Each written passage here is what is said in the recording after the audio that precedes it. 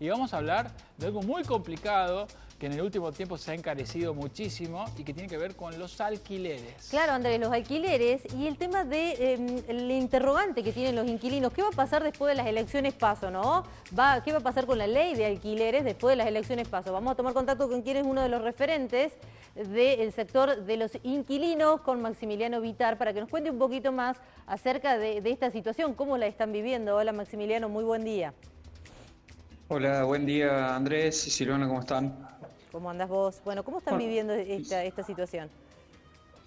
bueno, la verdad que una situación muy compleja, de un escenario realmente muy difícil, cuando ya realmente podría decir, de marzo del año 2021, que venimos con una ausencia total del Estado en materia en lo que sucede en alquileres, o sea, después del decreto de alquileres y se ausentó el Estado y desde ahí empezamos con un proceso muy difícil donde las inmobiliarias y el sector inmobiliario buscó una cierta revancha con esta ley, tratar de derogar esta ley y tratar de modificar esta condición, y como no lo han podido hacer, han ido a la instancia ilegal, planteando, bueno, excusas como retracción de la oferta o cuestiones relacionadas con los propietarios, que en realidad ya hasta esta altura ya no sé si son los propietarios o son las mismas inmobiliarias,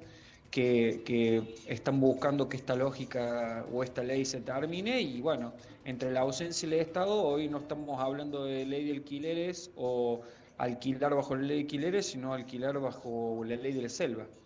Así que realmente es una situación muy complicada.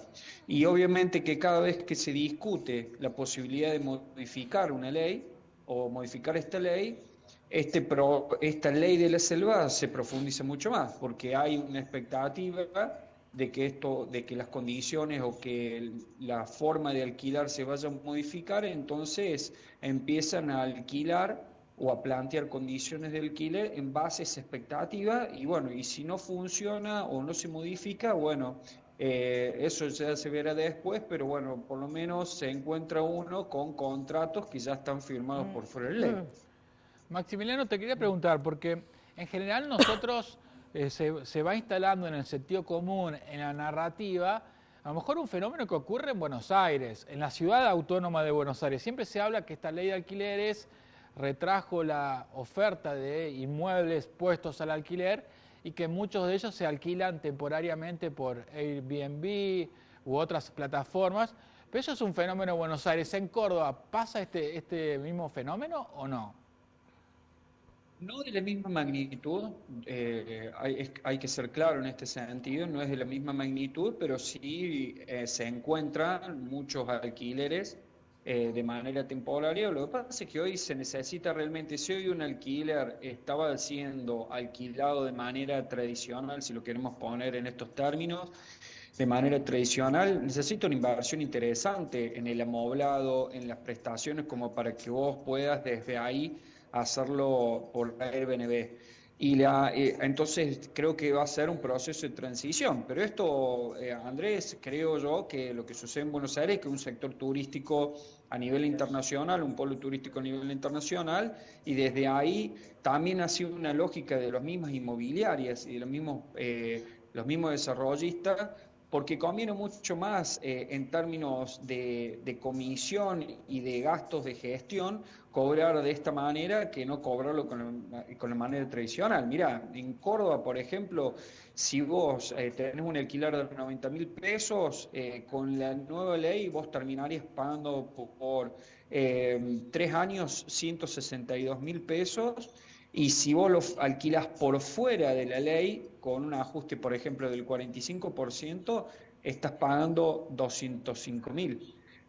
Con lo cual te demuestra de que a pesar, hay una diferencia de casi 40.000 pesos entre uno y otro, Claro. y obviamente que les conviene mucho más ajustar de esta manera y ajustar con, no solamente con contratos, con ajustes semestrales y acumulativos por fuera de ley, sino con comisiones, porque ya en el gasto de Airbnb, que no es tanto Airbnb, sino que son gestión administrativa, te cobran un porcentaje de lo que se recauda. Y ese porcentaje va en un proporcional entre un 15 y un 30% de lo que se recauda en ese alquiler temporario. Claro. Con lo cual tenés mucho más en términos de comisión y de gestión, recuperación o cobro de honorarios que de la otra manera. Entonces también hay una lógica, no solamente de los propietarios que buscan mayor rentabilidad, sino también del mercado inmobiliario que busca cobrar honorarios mucho más seguido y mucho más altos que Mucho lo que más está elevado. cobrando ahora. Bien, bueno, te agradecemos muchísimo el contacto con Crónica Matinal. Maximiliano, por supuesto, quedó planteado el tema, la preocupación que tienen y bueno, y cómo tienen que afrontar estos gastos con esta crisis. Abrazo grande, Maxi. Sí, Sí. muchas gracias. Y con esto quiero aclarar una última cosa que sí estamos viendo y que es muy preocupante y necesitamos resaltar.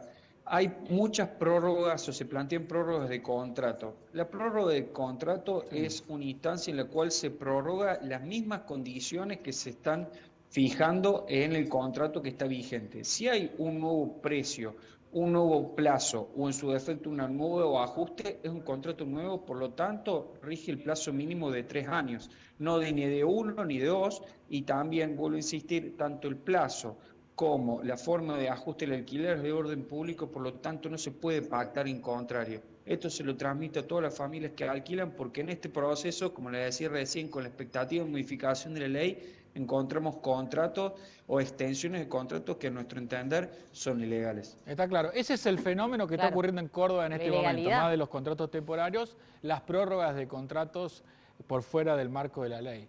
Maximiliano, muchas Sí, gracias. Bueno, muchísimas gracias a ustedes. Hasta luego. Gracias, muy Un abrazo amable. grande.